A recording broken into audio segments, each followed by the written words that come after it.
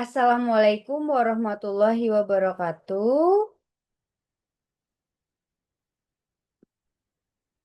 Perkenalkan, nama saya Alzena Wahyu Kirana dengan NPM 211240063 akan menjelaskan mengenai decision tree dengan studi kasus PT Sido Agung Food Processing Garut, Jawa Barat. Untuk memenuhi tugas pembelajaran mesin dalam logistik dan manajemen rantai pasok. Sebelumnya akan menjelaskan mengenai apa itu decision tree. Decision tree merupakan metode klasifikasi dan prediksi menggunakan struktur pohon untuk merepresentasikan proses pengambilan keputusan. Dengan adanya model ini akan membagi data dan terdapat beberapa cabang berdasarkan atribut yang sudah diinput sehingga memperoleh keputusan akhir. Yang pertama ini ada root node sebagai simpul awal atau atribut utama. Kemudian ada internal node atau sebagai simpul pengujian atribut.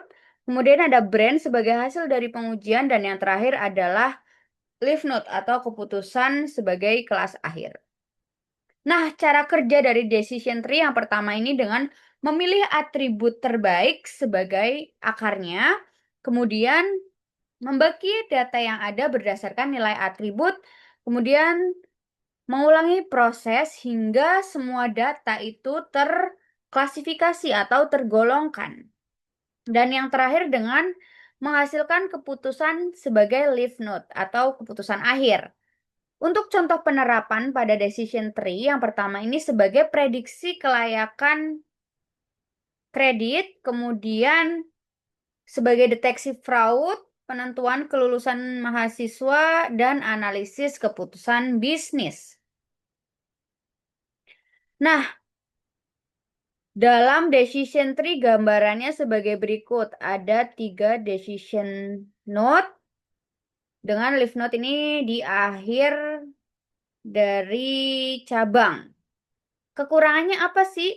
Untuk kekurangannya itu rentan terhadap overfitting, di mana kondisi itu model terlalu menghafal data yang lama sehingga tidak memahami atau susah mengenali data yang baru. Kemudian adanya sensitif terhadap perubahan data kecil, kemudian kurang optimal untuk dataset besar tanpa pruning atau pembatas. Kelebihannya mudah dipahami dan diinterpretasikan, kemudian ada dapat digunakan untuk data numerik dan kategorikal, kemudian tidak memerlukan normalisasi data, dan cocok untuk melakukan pengambilan keputusan. Untuk algoritmanya sendiri yang terkenal ini ada 3. Yang pertama ini ID tree atau iteratif dichotomizer tree atau information gain sebagai entropi untuk memilih atribut terbaik. Kemudian ada si 4.5 sebagai gain ratio atau pengembangan ID tree yang mendukung data numerik dan pruning. Ada chart atau sebagai Gini index digunakan untuk klasifikasi dan regresi dengan pohon biner atau pohon yang bercabang 2. Tadi sempat menyinggung adanya entropi dan pruning, di mana entropi itu merupakan alat ukur untuk menentukan seberapa bagus suatu faktor dalam membagi data, dan ini akan muncul sebagai pertanyaan terbaik. Kemudian untuk pruning sendiri ada 2 jenis, ada pre-pruning sebagai pembatasan, proses membatasi atau memotong cabang pada pohon keputusan agar model itu tidak terlalu rumit dilakukan sebelum pohon tumbuh besar. Kalau untuk post pruning dilakukan setelah pohon itu terbentuk. Nah, untuk studi case atau kita aplikasikan kepada perusahaan yang ada di mana setiap industri modern itu sudah dituntut untuk semakin cepat, akurat, dan tepat dari data yang ada. Kalau misal dari pengalaman atau perkiraan itu hasilnya akan berbeda-beda atau kurang konsisten. Oleh karena itu, data yang ada itu dapat dimanfaatkan dan perusahaan bisa memilih dengan menggunakan decision tree untuk membantu pengambilan keputusan. Karena decision tree ini bekerja seperti pohon keputusan, maka keputusan yang dihasilkan itu berdasarkan kondisi tertentu atau berdasarkan yang sudah diinputkan. Nah, prinsip ini menjadi relevan ketika diterapkan pada PT Sido Agung Food Processing, di mana sebuah perusahaan manufaktur frozen ayam yang dalam produksinya itu harus menentukan apakah produksi ini produknya bisa layak atau tidak layak sebelum dipasarkan. Nah, untuk variabel produksi sendiri ada suhu pembekuan, ada waktu pembekuan, kadar air, dan kebersihan proses. Dengan adanya decision tree ini dapat menangani permasalahan semacam ini karena mampu mengolah berbagai variabel dan mengidentifikasi faktor yang paling dominan. Dari decision tree ini juga memiliki keunggulan menghasilkan aturan keputusan berbasis if then. Oke, kita masuk ke dalam penerapannya menggunakan Google Colab, di mana yang pertama ini ada bagian import library. Ini sebagai awal atau ujung tombak untuk menyiapkan alat pengolahan data, kemudian pembuatan model decision tree, evaluasi hasil, dan visualisasinya. Kemudian data yang ada kita masukkan ada 10 data sebagai berikut. Untuk suhu pembekuan ada -20, -8, dan seterusnya. Kebersihan proses ini baik atau tidak baik. Kemudian untuk lama pembekuan itu 20 jam, 22 jam. Kemudian ada kadar air dan status produk. Untuk suhu pembekuan ini sebagai root node atau yang paling atas, kemudian menjadi node pertama. Kemudian ada kebersihan proses sebagai node kedua ditambah juga dengan lama pembekuan. Itu sebagai node kedua juga. Dan yang terakhir ada kadar air. Nah, di sini ada 3 pertanyaan atau sebagai bentuk apakah produk itu bisa layak atau tidak layak. Dengan kadar airnya ada normal atau tinggi, kemudian status produknya sebagai outputnya. Mengapa di sini ada data frame? Coding ini digunakan untuk mengubah data mentah itu tadi menjadi tabel yang lebih rapi, sehingga outputnya ini bisa kita peroleh dengan suhu pembekuan -20 dengan kebersihan baik, kemudian lama pembekuan itu sebanyak 20 jam dengan kadar normal, itu status produknya layak.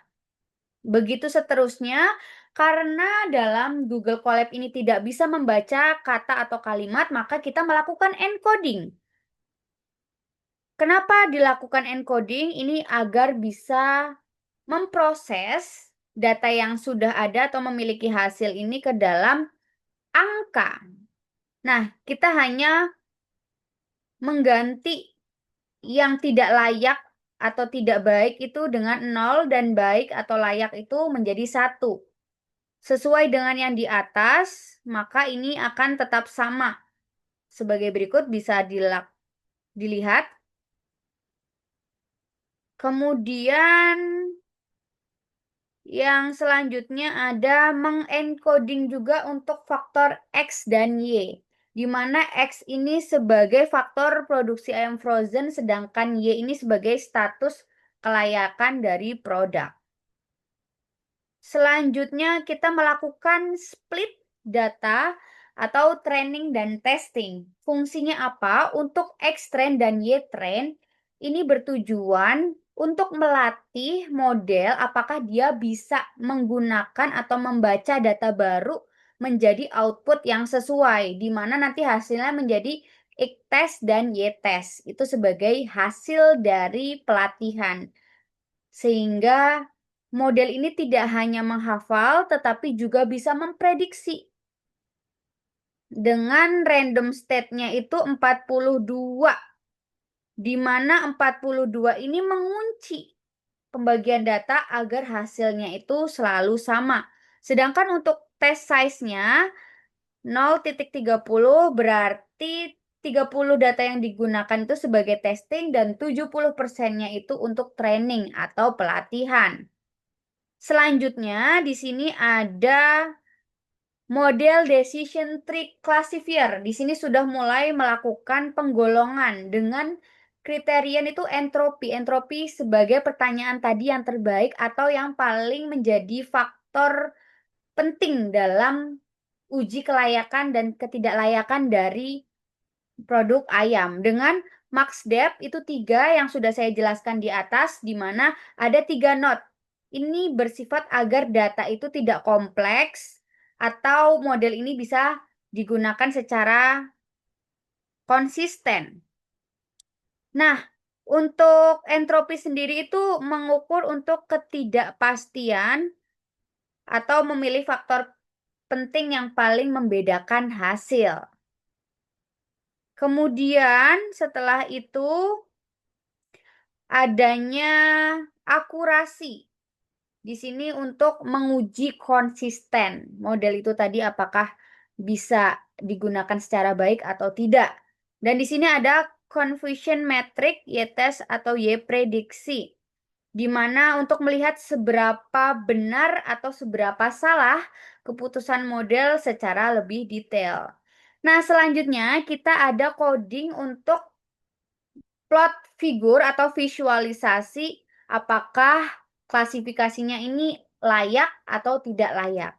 Nah, setelah kita running, ternyata untuk yang pertama ini dengan suhu pembekuan kurang dari minus 17,8, maaf, 17,5 dengan entropi 0,985, ini berarti belum 0, sehingga kita perlu melakukan pengujian dengan sampel 7, di mana dari sampel ini ada turunan lagi ketika entropi sudah 0,0, ternyata ada 4 sampel yang outputnya itu layak, sedangkan entropi yang kanan ini ada 0,0 juga, berarti bisa digunakan.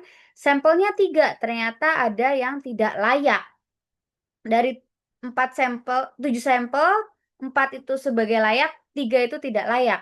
Nah, apakah bisa digunakan? Kita melakukan proses pengujian lagi dengan data baru, suhu pembekuannya minus 19, kemudian lama kebersihan prosesnya 1 atau sesuai, lama pembekuannya 21 jam, dan kadar airnya itu 1. Nah, dengan hasil prediksi yang sudah kita latih tadi, dengan if tadi ya, maka diperoleh bahwa produk ayam frozen itu layak dipasarkan.